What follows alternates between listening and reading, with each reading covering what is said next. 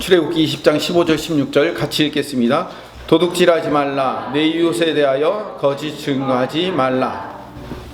십계명이 말하는 도둑질 그리고 거짓말하면 안 된다. 이 계명은 물론 우리가 알고 있는 양심법 그리고 자연법에서 말하는 윤리와 도덕적인 차원에서 하지 말아야 될 거죠.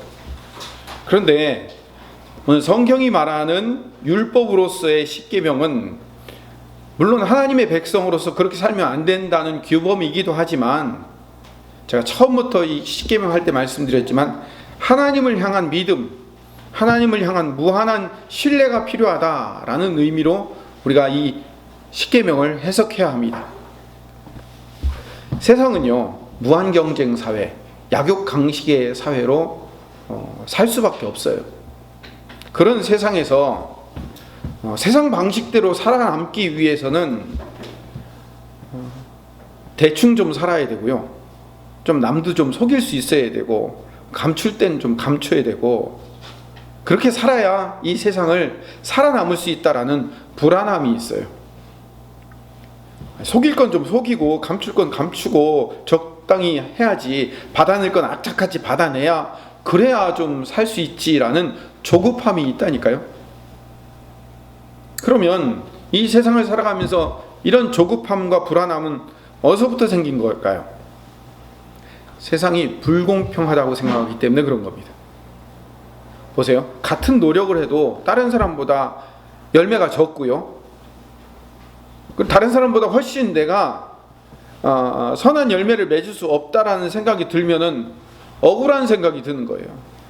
같은 노력을 해도 다른 사람보다 훨씬 열매가 적어 보세요. 억울하죠. 다른 사람들은 부모 잘 만났어, 유산도 있어요, 재능도 있어요, 행운도 덤으로 주어요. 근데 나는 신앙인이고 교회 다니는데 비교할 수 없는 재수 없음이 있어요.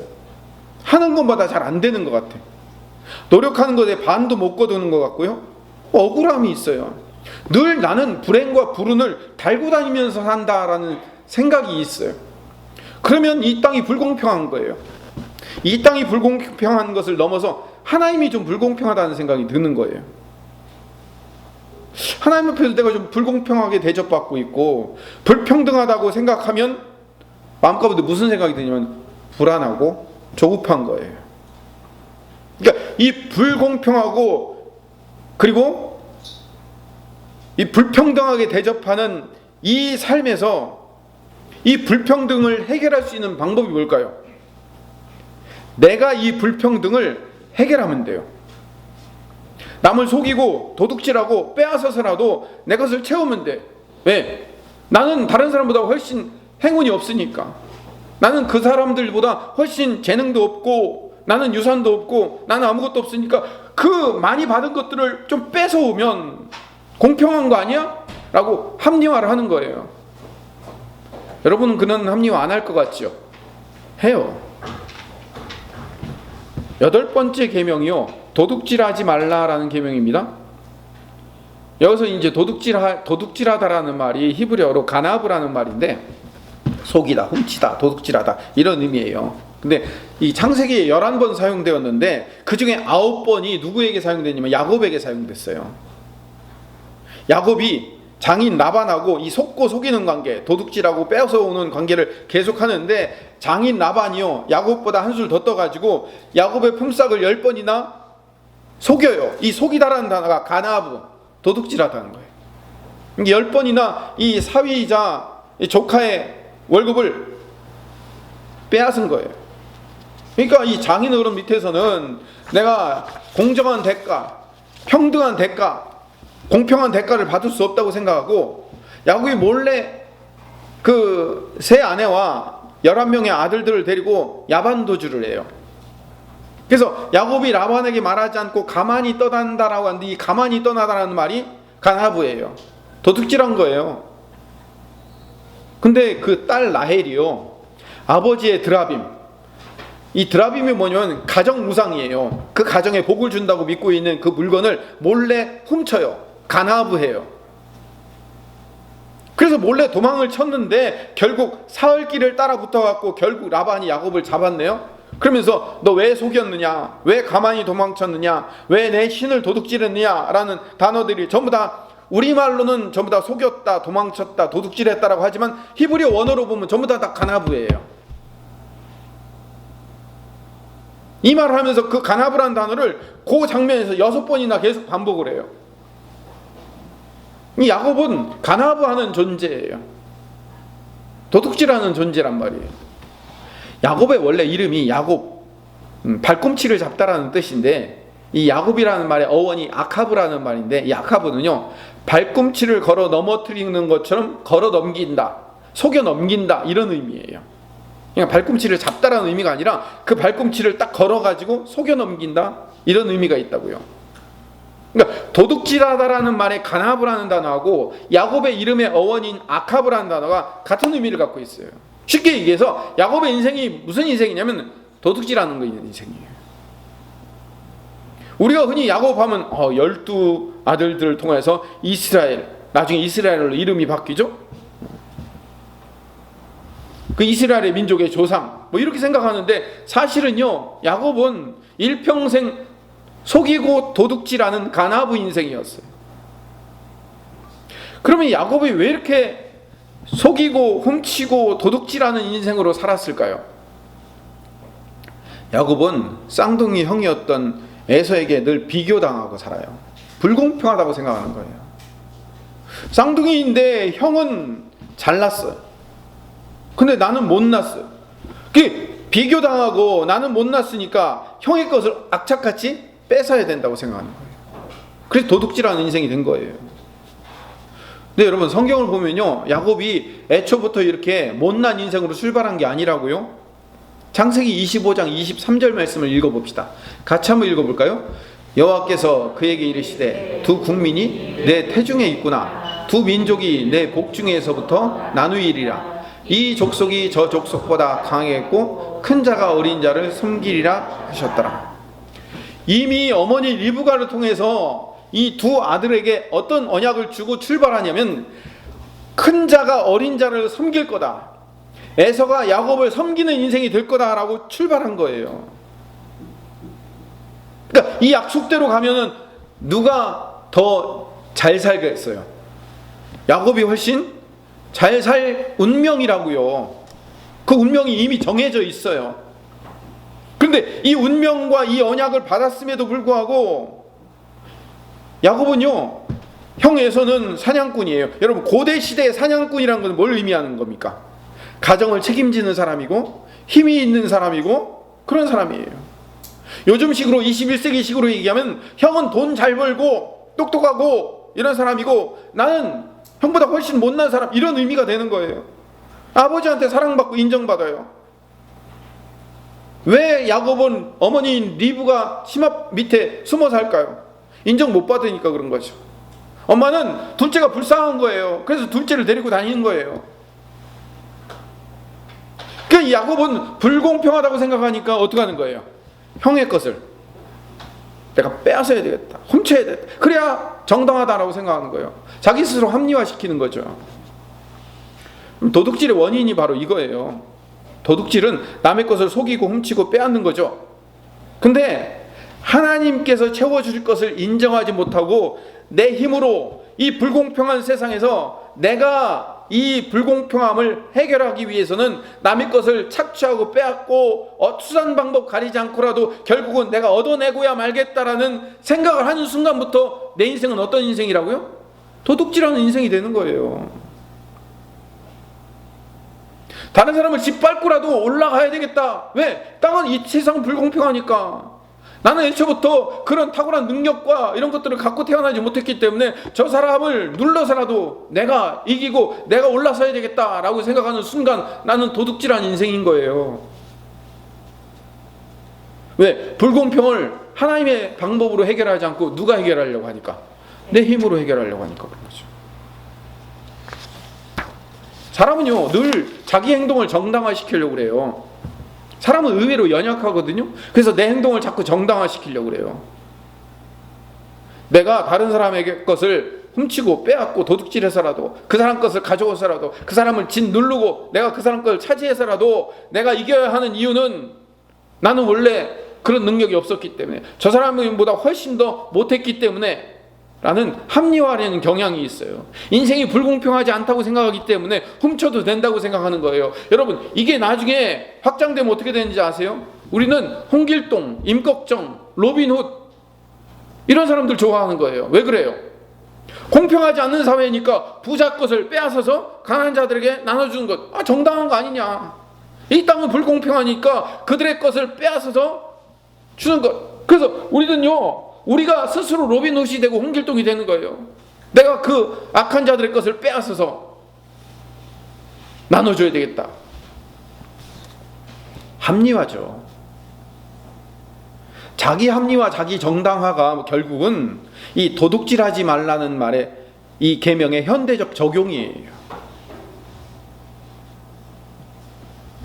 불공평하고 불평등한 삶 때문에, 하나님이 이 땅을 불공평하게 만들어 놨기 때문에 내가 내 스스로 내 자신을 책임져야 된다고 생각하는 거죠. 이게 도둑질이에요. 여러분, 우리가 분명히 알아야 되는 거지만요, 하나님은 가장 공의로우시며 진실하시며 공평하신 분이심을 믿습니다. 하나님의 그 공평하심과 의로우심에 불만이 생겨서 세상의 원리대로 다른 사람의 것을 내가 가져와서라도 내 것을 채워야 되겠다라는 이 깊은 마음의 합리화는 결국은 하나님의 일하심에 대한 불신이며 믿음 없음이에요. 제가 늘 말씀드리죠. 이 계명, 십계명을 시작하면서부터 말씀드렸잖아요. 이 계명은 뭐의 문제라고요? 믿음의 문제라고요. 하나님에 대한 믿음의 문제예요. 우리는요, 하나님의 공평하심을 믿어야 돼요. 더 나아가서 하나님만이 우리의 필요를 채우시며 하나님만이 나를 위해서 일하시는 분이심을 우리는 인정하고 있어야 돼요. 더 나아가서는 하나님은 나를 특별히 대접하셔서 나를 당신의 자녀로 삼아서 특별하게 지금 인도하고 계시다는 사실까지도 인정해야 되는 거예요. 그렇게 믿음으로 살아가는 방식의 또 다른 말이 뭐냐면 염려하지 말라는 거예요. 두려워하지 말라는 거죠. 하나님이 일하시고 계신다는 사실을 인정하라는 거예요. 누가복음 12장 33절 말씀을 읽어봅시다. 같이 한번 읽어봅시다. 시작. 너희 소유를 팔아 구제하여 낡아지지 아니하는 배낭을 만들라. 곧 하늘에 둔 바 다함이 없는 보물이니 거기는 도둑도 가까이 하는 일이 없고 좀도 먹는 일이 없느니라. 이 말이 여러분들에게 어떻게 들리고 읽혀지십니까? 우리는 이 말을 이렇게 들어왔어요. 이 땅에 재산 모으지 말고 하늘에 쌓아두기 위해서 헌금 많이 하고 구제 많이 해야 된다, 이렇게 읽었어요. 우리가 이 땅에서 안 먹고 안 입고 모은 것을 교회 헌금으로 다 갖다 드리고 가난한 자들을 구제하면 하늘에 예금이 쌓여서 나중에 죽어서 천국 가면 그 이자가 복리에 따따블로 붙어가지고 하늘에 쌓아놓은 것만큼 호강하며 살 수 있다. 우린 이렇게 들리는 거예요. 이 말씀이. 그렇게 배워왔으니까. 그럼 이 땅에서 가난해서 내 삶 살기 바빠가지고 헌금 많이 못하고 구제 많이 못하는 사람은 천국에서도 가난하게 살아야 되는 거예요? 하나님의 공평하심과 정의로우심과 공의로우심을 믿고 있는 사람은 내가 구제하고 나눠주고 베풀고 헌금하고 한 모든 것들을 하나님이 언제든지 채워주시고 도로 갚아주시고 거기에 더하여 우리에게 쏟아부어 주실 것이라는 것을 늘 믿고 있는 믿음의 배낭을 가지고 있어라, 이 얘기예요. 이게 그럼 그렇게 이해해야 돼요. 너희 소유를 팔아 구제하여 낡아지지 아니하는 배낭을 만들으라는 거예요. 이 낡아지지 않은 배낭은 어떤 배낭이냐? 믿음의 배낭이에요. 그 믿음의 배낭을 가지고 있으면 뭐 하는 거예요?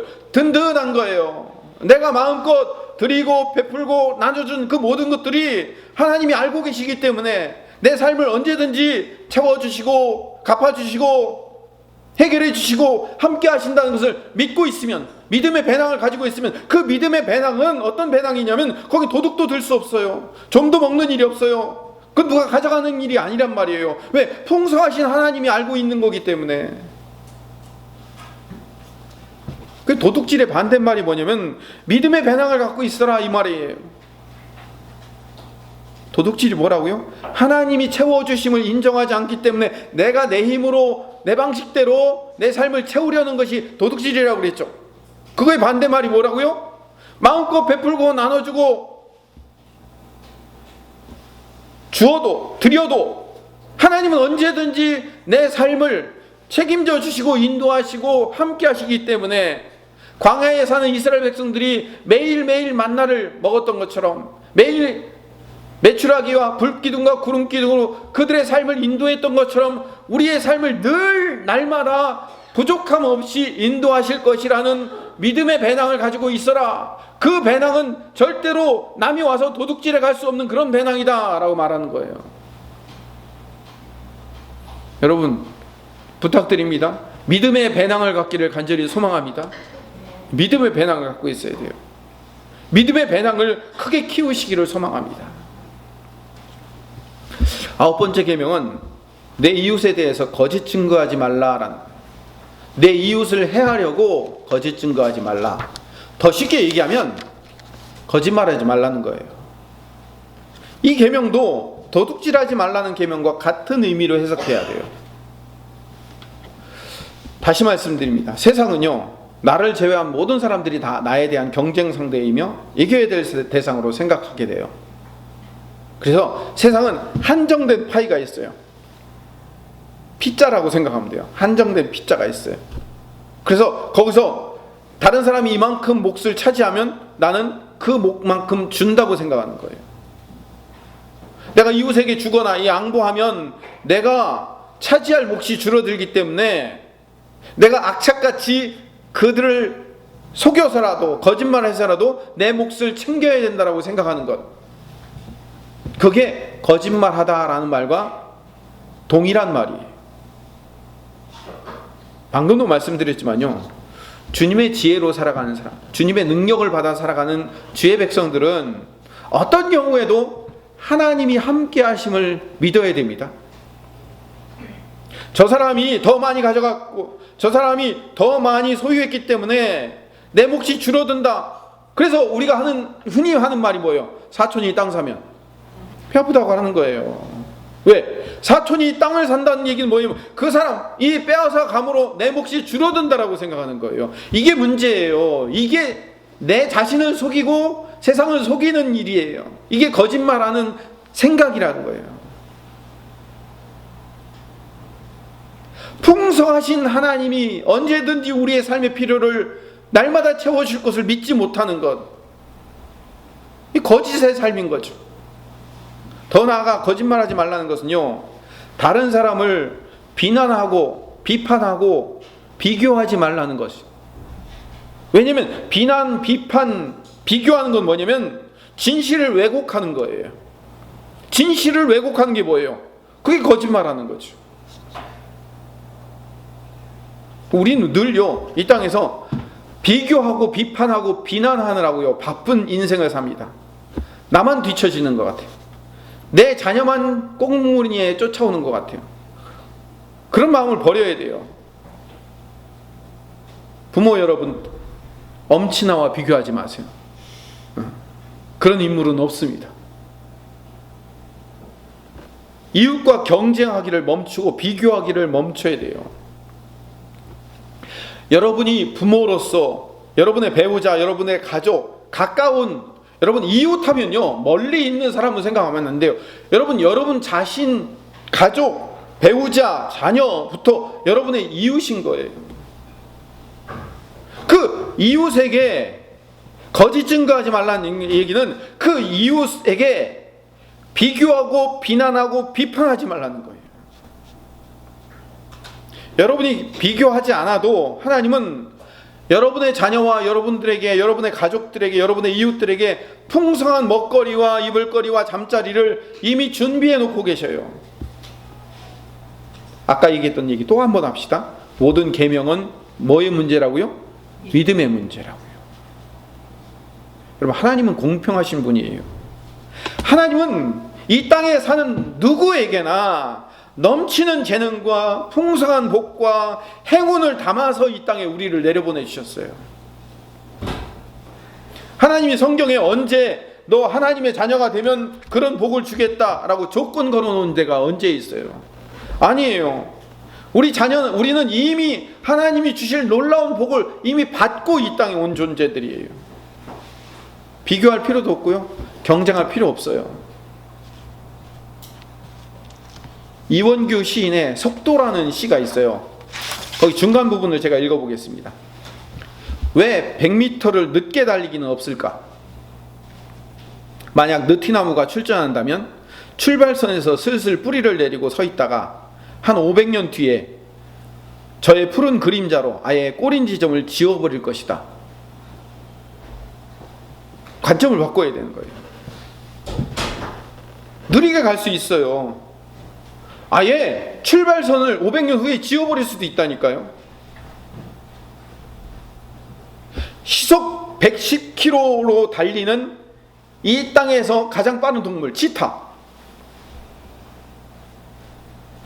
같은 나뭇잎인데요, 이 나뭇잎에서 옆에 있는 요 나뭇잎으로 옮겨가는데 달팽이가 3시간 걸린대요. 그럼 110km로 달리는 치타와 이 잎에서 여기까지 걸어가는데 3시간 걸리는 달팽이와 왜 비교를 하냐고요. 달팽이는 달팽이로서의 하나님이 주신 풍성한 은혜와 삶이 있는 거예요.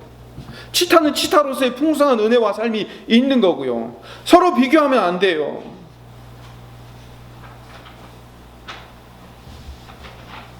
하나님은 당신의 백성들에게, 그리고 우리의 자녀들에게 다양한 은사를 공평하게 풍성하게 나누어 줬어요. 근데 우리는 자꾸 야곱처럼 이미 주신 은혜의 약속이 있음에도 불구하고 에서 형 저 장자권, 에서 형이 가지고 있는 그 장자권을 빼앗지 않으면 내 인생은 쭈그러진 인생, 지질이 궁상의 인생을 살 수밖에 없어. 그리고 반드시 저 형의 장자권을 빼앗고야 말 거야. 우리가 야곱의 인생을 살고 있거든요. 그러니까 어떻게 하는 거예요?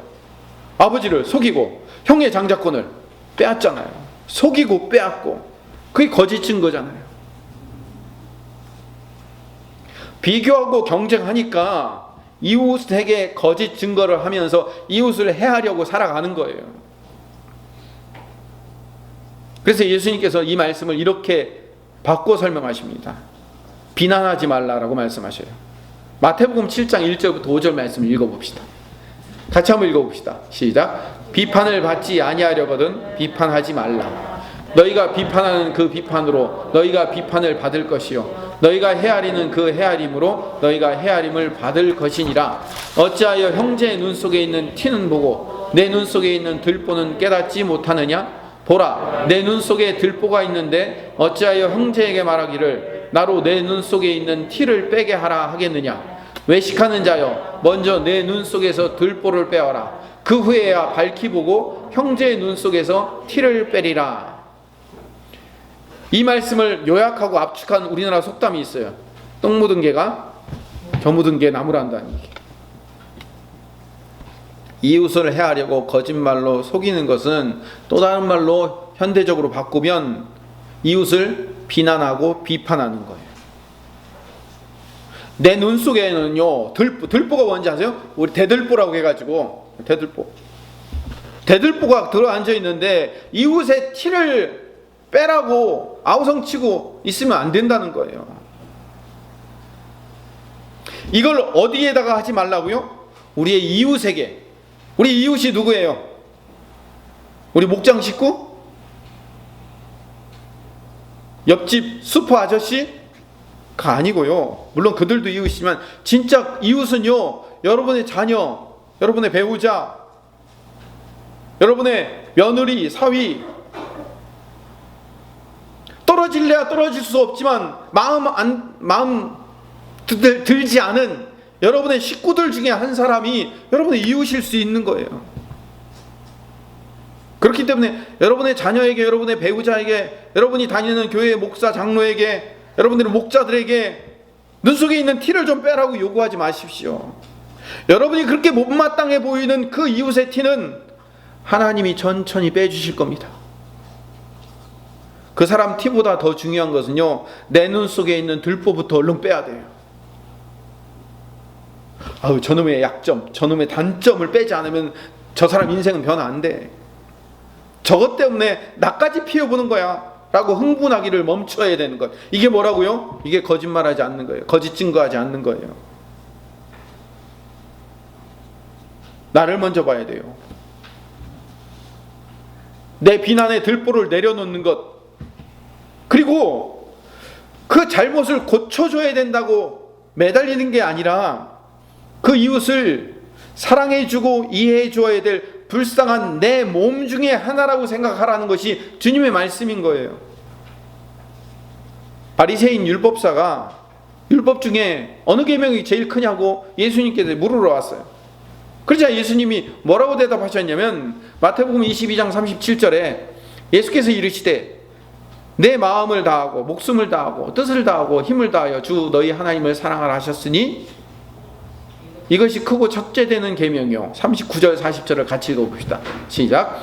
둘째도 이와 같으니 내 이웃을 내 자신같이 사랑하라 하셨으니 이 두 계명이 온 율법과 선지자의 강령이니라. 하나님 사랑과 이웃 사랑의 모든 율법이 압축 요약되어 있다는 거예요. 근데 특별히 내 이웃을 어떻게 사랑하라고요? 내 자신같이 사랑하라는 거예요. 내 이웃을 해하려고 거짓 증거하지 말라는 율법을 예수님이 어떻게 확대시키냐면 내 이웃을 내 자신처럼 사랑하라는 거예요. 네 몸처럼. 내 몸처럼 사랑하는 것은 어떻게 해야 내 몸처럼 사랑하는 걸까요? 이걸 예수님이 이렇게 풀어주셨어요. 에베소서 5장 25절부터 28절 말씀을 읽어봅시다. 시작. 남편들아 아내 사랑하기를 그리스도께서 교회를 사랑하시고 그 교회를 위하여 자신을 주신 것. 어떻게 하라고요? 그리스도께서 교회를 위해서 십자가를 지고 자기를 준 것처럼 어떻게 하라는 거예요? 남편은 아내를 사랑하라는 거예요. 남편들 그렇게 사랑하고 계시죠? 우리는 다 그렇게 사랑하기 때문에 뭐 별 문제가 없을 겁니다. 계속 읽어봅시다. 26절 시작.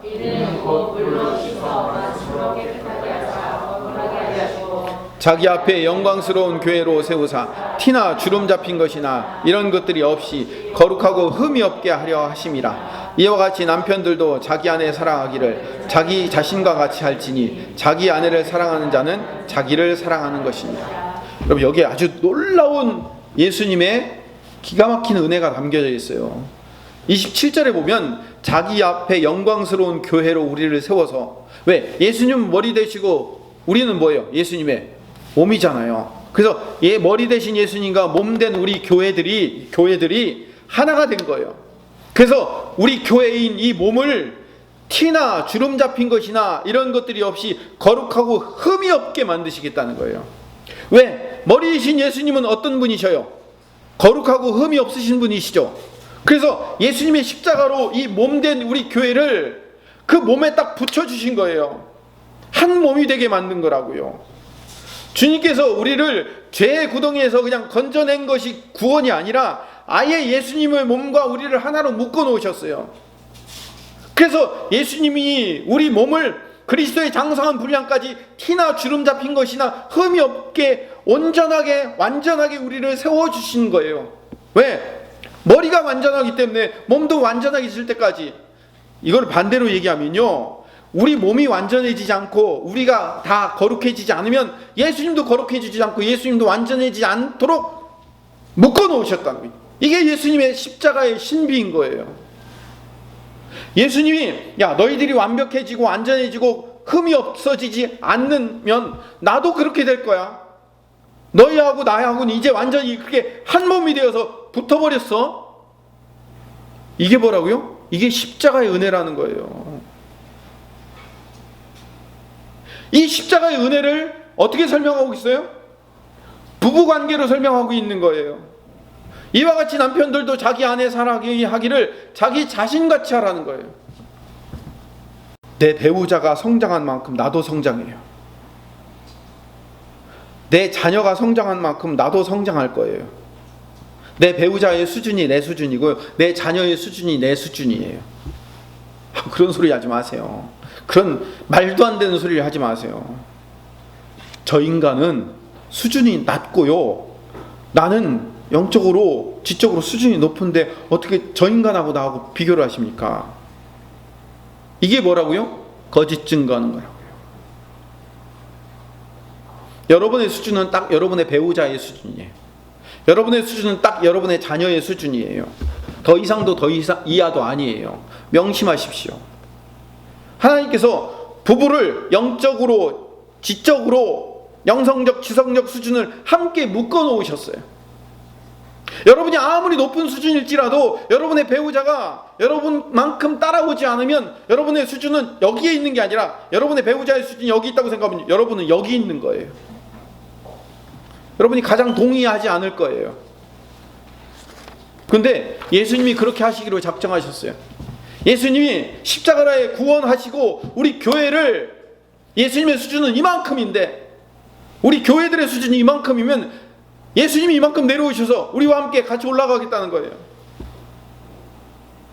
이게 이웃을 내 몸처럼 사랑하는 거예요.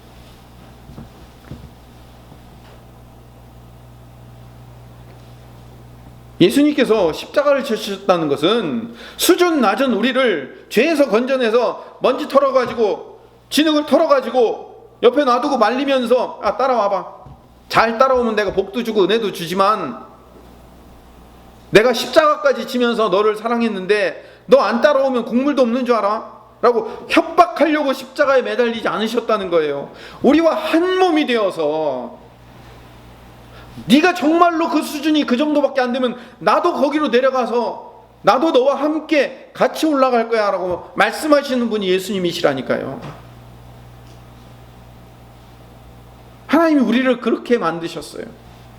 우리 자녀, 우리 부부, 우리 형제, 심지어는 여러분의 며느리와 사위와 여러분들의 가족을 그렇게 하나로 묶어주셨어요.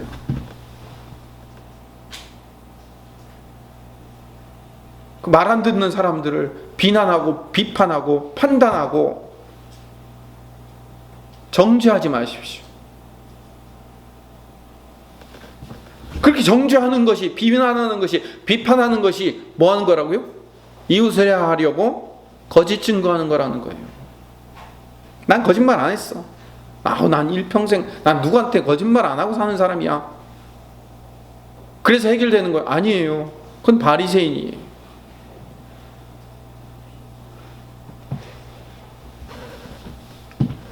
내가 자꾸 내 이웃을, 내 가족을 변화시키려고 안달하지 마십시오. 여러분의 열심과 진심과 노력으로 여러분의 배우자나 여러분의 자녀를 항복시킬 수 없습니다. 누가 하실까요? 하나님만 하실 수 있습니다. 하나님께 맡겨야 되는 거예요. 하나님, 저 수준이 내 수준입니다. 하나님 용서하시고 저 사람을 살리심으로, 저 사람을 키우심으로 나를 같이 키워주십시오라고 기도하는 것밖에는 방법이 없는 거예요. 하나님만이 그를 변화시킵니다. 그래서 그 하나님을 의지하기를 배우고 훈련받는 것, 그래서 우리가 이웃을 내 몸처럼 사랑하는 첫 번째 단계를 올라가는 겁니다. 내 가족, 내 배우자, 내 자녀, 내 형제 자매와 내 가족을 비판하고 비난하고 판단해서 잔소리해서 변화시킬 수 있다는 착각을 멈추는 것, 그게 거짓 증거를 멈추는 겁니다. 그들은 내 몸이에요. 그럼 나도 내가 어쩔 수 없는 나의 단점과 약점이 있잖아요. 그들도 그런 거예요. 그걸 붙들고 하나님 앞으로 가는 거예요. 하나님이 고쳐주시며 하나님이 그들의 속도대로 맞춰 그들을 회복시켜 나갈 겁니다. 우리는 그들을 위해서 기도하며 그들을 내 몸처럼 사랑해내는 것밖에는 할 일이 없는 사람들입니다. 하나님이 우리를 통하여, 수준 높은 우리를 통하여, 이 설교를 듣고 이해하는 수준 높은 우리를 통하여 그들을 살려낼 수 있도록, 그들을 사랑으로 용납하여 이해하며 그들을 내 수준으로, 그리스도 예수의 수준으로 이끌어낼 수 있도록 함께 기도하는 것이 우리가 해야 할 일이라고 하나님이 말씀하시는 겁니다.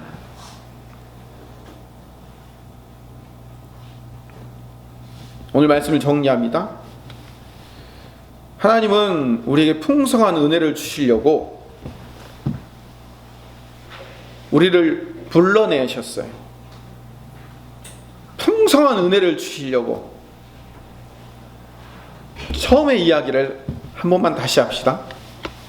야곱은 이미 태어날 때부터 하나님이 그에게 풍성한 하나님의 은혜를 주시기로, 그를 통하여서 12민족을 만들어 그를 통하여 하나님의 풍성하신 은혜를 넘치게 부여받게 만들기 위한 계획을 야곱에게 부어서 야곱의 인생을 출발시켰어요. 근데 그 야곱의 인생이 자기는 불공평하고 푸대접받고 나는 저 형보다 아무것도 아니라는 생각에 어떻게든 내 인생을 내가 책임져야 되겠다라고 스스로 애쓰다가 결국은 실패할 수밖에 없고, 그 실패 가운데 야복강에서 넘어지고 쓰러지고, 그때 천사를 만나서 야곱이 어떻게 했습니까? 당신이 나에게 복 주지 않으면 나는 복 받을 수 없는 존재입니다 라고 자기를 내려놓는 순간 그 야곱의 인생이 이 이스라엘의 인생으로 바뀌기 시작한 겁니다. 우리 인생은 그렇게 변하는 거예요. 내가 저 인간 만나가지고 내가 이 모양 이 꼴 되었다고 비난하거나 비판하지 마십시오. 그게 뭐라고요? 거짓 증거하는 삶이라고요. 하나님이 여러분에게 딱 필요한 사람을 주신 거예요. 하나님의 은혜 가운데 그렇게 함께 내 몸처럼 살아가면서 함께 세워져 나가기 위해서 만들어 놓은 배우자이며 자녀이며 가족이며 한 교회 공동체라는 사실을 알고 있어야 돼요. 결국 이 십계명, 이 하나님이 우리에게 주신 모든 계명의 문제는 실천의 문제이기 이전에 믿음의 문제라고 말씀드렸잖아요. 하나님을 의지하십시오. 하나님이 내 인생과 함께하고 있다는 사실을 인정하십시오. 하나님이 내 인생을 주관하여 이스라엘 백성들처럼 광야를 걷고 있지만, 코로나19라는 이 엄청난 광야의 길을 걷고 있어서 내 눈앞에 희망과 소망이 아무것도 보이지 않을지라도 하나님은 내 삶 가운데 매일매일 만나를 매출하기를 구름기둥과 불기둥으로 내 삶을 인도하시며 내 의복이 헤어지지 않으며 내 발이 부르지 않는 삶으로 나를 인도하고 계시다는 사실을 인정하는 거예요. 그럼 더 이상 그들을 비판하고 비난하는 일에 거짓 증거하지 않게 됩니다. 더 이상 그들을 속이거나 그들을 마음을 도둑질하는, 그들을 짓밟고 올라가서 그들을 이겨야만 속이 시원하는 그 마음을 내려놓을 수 있는 겁니다. 하나님은 우리에게 너무나도 풍성한 은혜를 준비하고 계셔요. 우리가 그것을 믿고 있을 때 그 믿음의 배낭을 든든히 채워놓고 있을 때 하늘이 주시는 그 놀라운 풍성한 샬롬, 복된 그 샬롬을 날마다 붓고 계신다는 사실을 깨닫는 주의 백성들 되게 하여 주셨기를 바랍니다.